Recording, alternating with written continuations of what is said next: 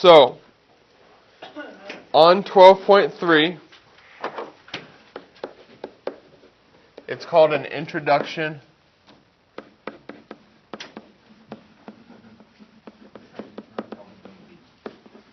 to probability.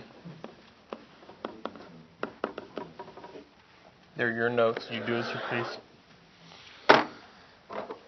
Okay, and basically this is just what you remember those few problems I gave you on the assignment the other day that were supposed to be probability. That's basically all it is. Okay, so with a probability, they define it weird. I don't know why they always try to use the word in the definition. Okay, but they say a probability of an event is a number between 0 and 1 that indicates the likelihood the event will occur. Okay, basically you're talking about what's the chance of this happening, right? Would be the best way to put probability. Now, probability is always, it does say is always between 0 and 1. See, look at that. It just shakes when they walk up there. No wonder it's loose. Should be. Okay, probability has to be between 0 and 1. Okay, so could you have a probability of like 2 sevens? Could you have a probability of 0.07? Yeah. Okay, sometimes it's represented as a decimal like 9%.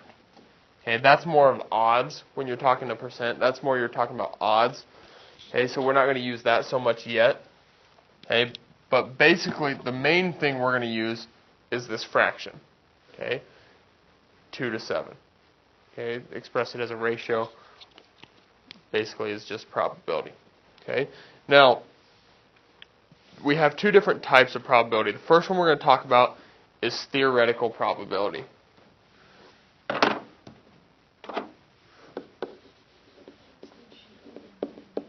know.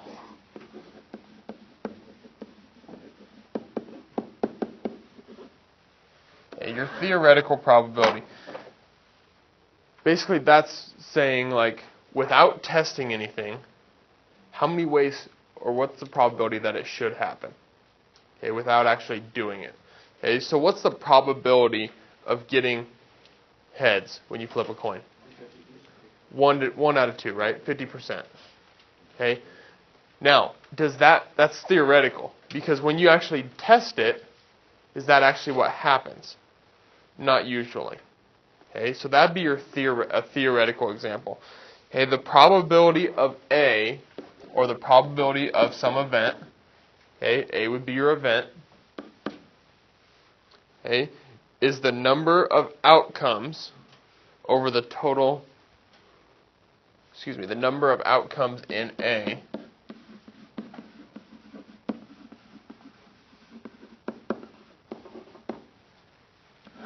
divided by the total number of outcomes. What are they doing? Jumping jacks up there? Man, look at that. We need to get like the broomstick. Just start pounding on the ceiling. All right. Now, to me, personally, that's kind of confusing for me. Okay? The way I like to think of it is what you want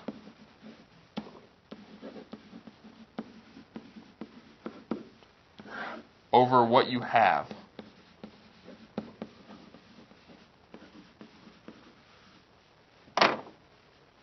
Okay?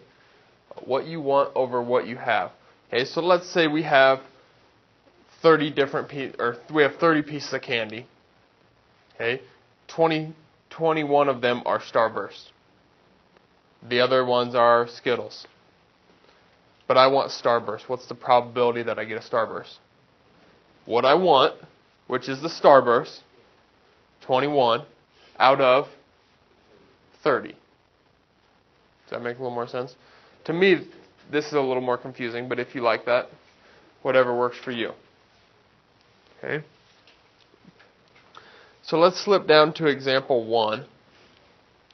Okay, finding probability of events. Example 1 says you roll a 6-sided die whose sides are numbered from 1 through 6. Okay, so it's just a regular die. Find the probability of A rolling a 4. Okay. First of all, it says it's 6-sided, right? So, what is the total? 6. How many 4s are there? There's your probability, right? Pretty difficult, right? Yes. Okay. Like I said, today's not going to be super hard. What about B, rolling an odd number? Okay, it gets a little more challenging because you got to think about your odd numbers. Okay, so you have 1, 3, 5. So you have, do you reduce? Yes. Yes, always. Always reduce. Okay, so there was A, there was B. Excuse me. Part C says rolling a number less than 7. Derek, how many numbers on a 6-sided die are less than 7? All 7 of them. Okay, so you get 6 out of 6, right? Which is 1. Okay, is that still between 0 and 1? Yeah, because as a percent, that would be 100%, right? Okay. Good so far? Not overwhelming you guys at all? You all passed 7th grade math. That's good to know. Okay. The next thing your book goes over your 3 different types. Okay. It says you can express a probability as a fraction, a decimal, or a percent. For instance, in Part B of Example 1, A, you could have 1 over 2, you could have 0.5, or you could have 50%. All the same, right? Okay. All right. Let's keep moving. Okay. Now, Example 2. Probabilities involving permutations or combinations. Okay, that's where it gets a little bit interesting. Example 2 says you put a CD that has 8 songs in your CD player. You set the player to play the songs at random. The player plays all 8 songs without repeating any song. What is the probability that the songs are played in the same order they are listed on the CD? Okay, so first of all, you got to figure out what your total number of outcomes could be, right? Okay, because is it just going to be 8? No, because there's a lot of different ways that the songs could play. So how would you find your total number of outcomes? 8, what's that called? Factorial. Okay, because that's going to give you the total number of ways that your songs could be played, right? But how many of those are going to work for us if we want them to be played in order? 1. Okay, and I don't know what their book tells you what 8 factorial is. 40,320. So you have 1 over 40,320. And if you wanted, could you express that as a decimal or a percent? Yes, you don't have to, unless it actually tells you to. Okay. Part B says you have 4 favorite songs on the CD. We want to know what is the probability that 2 of your favorite songs are played first in any order. Okay, again, this is where it gets a little bit more challenging. Okay, what are your options for your total? Okay, we have a total of 8. Okay, but we want to know what's the probability that 2 of your favorite songs are played first. So how many am I choosing? I have 8. Well, I'm actually doing the bottom first. I have a total of 8, and I'm choosing 2. Okay, so there's my 2 of my favorite songs played first. Okay, but I have, because out of all the songs, I'm only picking how many songs? 2. Okay, so my total is I have 8 songs and I'm choosing 2. Now on top, okay, now I've split it down. Now I want to take my 4 favorite songs, and I'm only choosing how many? 2. So now you have 4 choose 2 on top. What is 4 choose 2? 6 over 28. Can I reduce that? 3 over 14. Okay, and again, you could do that as a decimal or a percent. Okay, to me, that's where this gets difficult, is when you're talking about permutations and combinations. What's that? Okay, so remember, permutations, order does matter. Combinations, it does not. Okay, so for the first one, they wanted it to be played in the same order. So their order matters to you, right? Okay, so that's going to be your permutations. The second one, we just want to know what's the probability that 2 of your favorite songs are played first in any order. Okay, so and maybe I didn't explain this correctly. This 8 choose 2, where did the 2 come from? How many songs? I want it to be the first 2 songs, right? Okay, so that's how many total options I have, because I can't have song 3 or song 4 or song 5 or song 6 or song 7 or song 8. I just want it to be either the first one or the second one. So I have 8 options, but I'm only choosing the first 2. Okay, so this is your total. This is talking about I want the first 2 songs that I hear to be these. Up here, I have 4 total songs, favorite songs, but there's only 2 spots that I can have played. Okay, just ask yourself when you do it, okay, does the order matter here? Hey, some of you with that Elmo question on the quiz, you know which one I'm talking about? Were you going? Yeah, you were buying. Did you take the quiz, Jack? Okay. Okay. There's a question about Elmo. Okay. There's a question about Elmo. Do you care if you buy Elmo first or if you buy Elmo last? Either way, you got Elmo, right? Okay, it doesn't matter. Either way, Carissa's happy. She's got her Elmo. Okay? It's actually scary. Like, those things scare me. You don't like Elmo? Oh, yeah, she's like, I'm like terrified of them. Okay. Isn't Elmo off Sesame Street? Yeah, they're scary still. It's not the Like Muppets. bird That's different. No, like, Don't compare Sesame Street to the Muppets. they're both scary. They're different. They're scary. That's an insult to Muppets. Easy now. We're on different pages there, Brody. Welcome to Sesame Street, bro. All right. The next part, okay, experimental probability. Okay, that's where you actually do the experiment. Okay, so for example, if you took a coin, theoretically it should be 50% chance, right? Experimental probability, you go ahead and flip it 20 times and tell me what your probability was. Okay, so maybe it's less than 50%, maybe it's more. Does that make sense? So experimental is exactly what it sounds like. You're experimenting. You're actually doing the experiment. So on example 3, it says in 1998, a survey asked internet users for their ages. The results are shown in the bar graph. Find the experimental probability that a randomly selected internet user is at most 20 years old. Okay, so can you be older than 20? No. Could you be younger? Yes. Okay, so what's our total there is the first thing we got to figure out.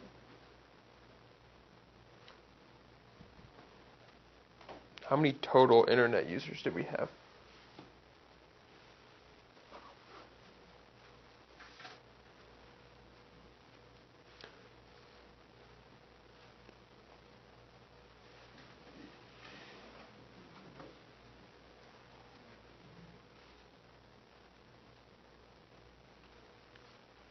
What do we get for a total? 12,443. Okay. The next thing we need to figure out is how many people are between the ages of basically 0 and 20, right? Okay. Well, there's only one category for that, right? It says under 21. So that's 1,636. Oops. Now, is that going to be a good number to put as a decimal probably? Probably, because that's a kind of a weird fraction, right? So go ahead and divide that. What do I get? Point what? Okay, so there's your probability. Or 13.1%, correct? Just so we're all aware of how we would do that. Okay, the part B says at least 41 years old. So now you have two categories. You got 41 to 60, or excuse me, 3, 61 to 80, and then over 80. And I get a total of 4,190. Is it still over the same number? Yeah, it's still out of the same users. And what's our decimal for that one? 0.337, or 33.7%.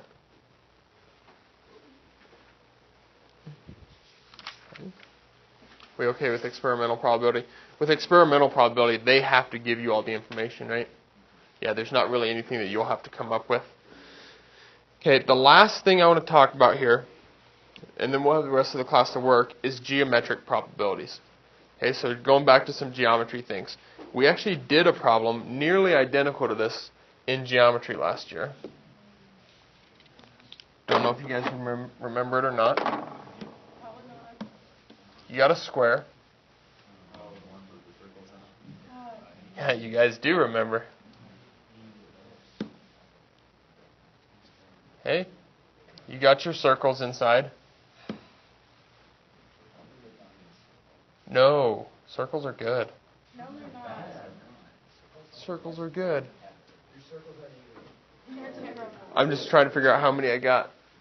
Okay. That would have been easier if I drew a center. Okay. Center. That's actually pretty good. All right. So this is what I have going. I know that from here to here, and these my numbers might not be great. Okay, that's 10. Oh, excuse me. This is the 10 ring. This is the 5 ring. This is the 2 ring. Okay, it's like darts must be. And out here you get no points. They tell me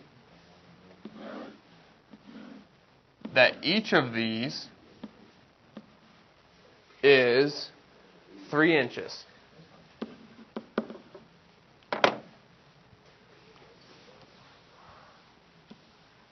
They want us first. They say the dark is equally likely to hit any point inside the square board.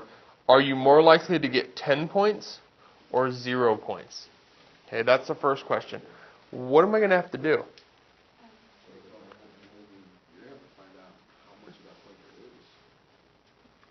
You're going to have to, yeah, so the area, right? How much is there? Okay, well, 10 point. Anybody remember how to find area of a circle? Don't use 3.14. Use the actual pi button for me, okay? Okay, so here, the 10-point ring radius is 3, so you get 9 pi. Right? Okay.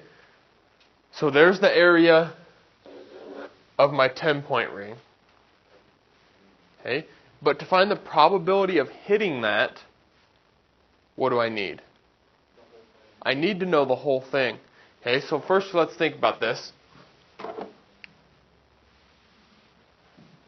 This is the radius of the big circle, right? Or it's half the length of the base. So the total here is 9, so the whole base must be, and since it's a square or a dartboard, vertical height must be 18. So what's the area of the whole thing? 324. So you should have 9 pi over 324, because 324 is your total area, right? Okay. What's that as a percent or a decimal? 8.7%. So 0.087 or 8.7%. Okay. So now I found the probability that I hit a 10-point ring. Okay. I want to know, is that greater or less than hitting 0? Okay. How am I going to find how much area the 0 is? Because it's like a bunch of weird... Okay, so you want to find the big circle? Which is going to be what? Because the radius of the big circle is? So your radius is, or excuse me, your area of your big circle is 81 pi.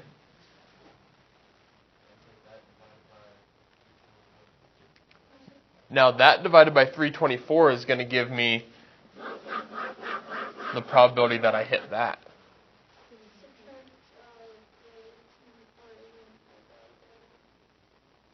So to find, you're right, Lorelai, to find this, I need to take the area of my big circle and subtract it from the area of the whole thing, right? And then I'm left with those corners. So I need to take 324 minus whatever 81 pi is. And that you should be able to do that right in your calculator.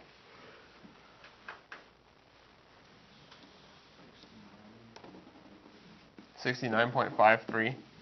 So the area of my corners, or of 0, my 0 space, is 69.53. But to find the probability of hitting it, I need to divide that by what? 324, your total. So the probability of hitting a 0 is 0.215, or 21.5%. So, Alex, which one is more likely to happen, a 0 or a 10?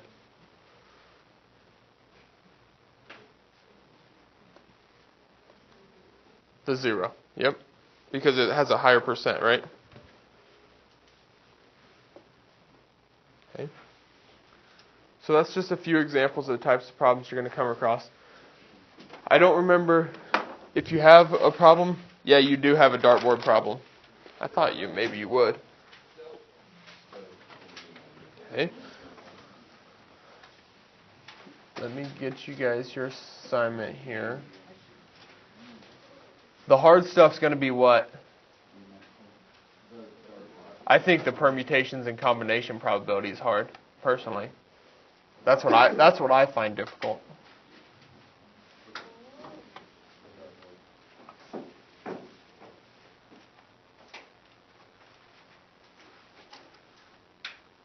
Let me look at this real quick and see if it's necessary to do all that.